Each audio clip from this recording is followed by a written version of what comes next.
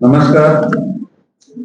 दिनांक 10/6/2026 रोजी रात्री दौंड पोलीस स्टेशनच्या हद्दीमध्ये दोन गाव कोरवडी आणि आलेगाव या दोघा गावामध्ये एक सशस्त्र दरोडेखोर टोळीने 4 ठिकाणी दरोडे टाकले. त्यामध्ये काही नागरिकाला मारहाण सुद्धा करण्यात आली. त्याचे नंतर ती टोळी अहिल्यानगर जिल्ह्यामध्ये गेली आणि श्रीगोंदा तालुक्यामध्ये सुद्धा जाऊन त्यांनी 5वा दरोडा टाकला. हा टोळी अगोदरही काही गुन्ह्यामध्ये पाहिजे आणि फरारी आरोपी म्हणून इथे जे सदस्य आहे या दरोडेखोर टोळीचे ते अब्स्कॉन्डिंग होते. तर स्थानिक गुन्हे शाखा पुणे ग्रामीण आणि दौंड पोलीस स्टेशन हा एक संयुक्त टीम तयार करण्यात आल्या. 5 टीम तयार करण्यात आल्या. त्यांना वेगवेगळ्या जबाबदाऱ्या देण्यात आल्या. गोपनीय, तांत्रिक व तपासाची इतर माध्यमातून 3 दिवसात या टोळीचे 4 सदस्य जे आहे ते अटक करण्यात आलेले आहेत. यामध्ये गणेश मंगेश काळे राहणार कर्जत अहिल्यानगर हा 22 वर्षाचा आहे. विशाल आंबड्या काळे 21 वर्ष आष्टी बीडचा राहणार आहे. त्याच्याबरोबर किशोर रावण भोसले हा 19 वर्षाचा असून कर्जत अहिल्यानगर जिल्ह्याचा आहे. आणि त्यांच्या बरोबर जे चौथा सदस्य आहे तो एक विधी संघर्ष बालक त्यांच्या बरोबर सुद्धा होता. या गुन्ह्याचा अधिक तपास करून या गुन्ह्यात सध्यापर्यंत एकूण 17 तोळे सोना, 350 ग्राम चांदी, मोबाईल फोन आणि एक मोटरसायकल जे गेलेला माल होता गुन्ह्यात ते जप्त करण्यात आलेला आहे. ही जे दरोडेखोर टोळी आहे याचे प्रत्येक सदस्यावर या अगोदरही खूप गंभीर प्रकारचे गुन्हे, दरोड्याचे, जबरी चोरीचे गुन्हे दाखल होते आणि याचे अधिक तपासामध्ये अजून काही गुन्हे उघडकीस आणले. 20 गंभीर गुन्हे उघडकीस आणले गेले आहे या टोळीकडून. यामध्ये पुणे ग्रामीण जिल्ह्याचे 12 गुन्हे आणि अहिल्यानगर जिल्ह्याचे 3 गुन्हे उघडकीस आणले.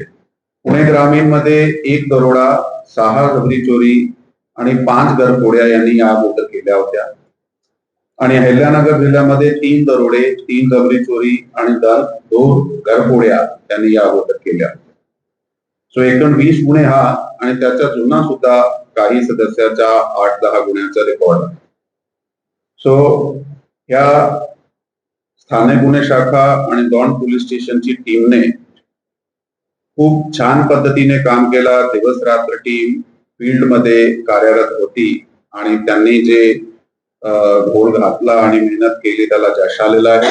म्हणून यामध्ये सर्व सिनियर ऑफिसरचा लक्ष होता आणि कोल्हापूर परिक्षेत्राचे विशेष पोलीस महानिरीक्षक रंजन शर्मा सर यांनी या केसमध्ये विशेष सूचना आम्हाला दिल्या होत्या.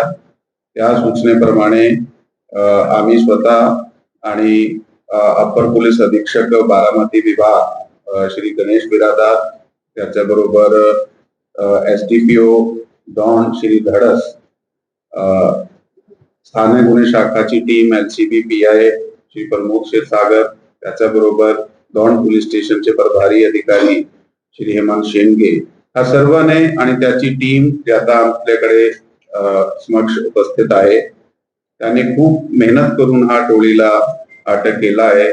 आणि यामुळे भविष्यात खूप काही दरोडे, जबरी चोरी, चेन स्नॅचिंग आणि चोऱ्या घरफोड्या सारखे गुन्हे 2 जिल्ह्यामध्ये आता कमी होणार आहे आणि खूप चांगला प्रतिबंध केला गेला आहे. ही आंतरजिल्हा टोळी 3 जिल्ह्यामध्ये कार्यरत होती, बीड, अहिल्यानगर आणि पुणे ग्रामीण. या 3 जिल्ह्यामध्ये ह्याला खूप गंभीर प्रकारचे गुन्हे कंटिन्युअसली करत होते. थँक्यू.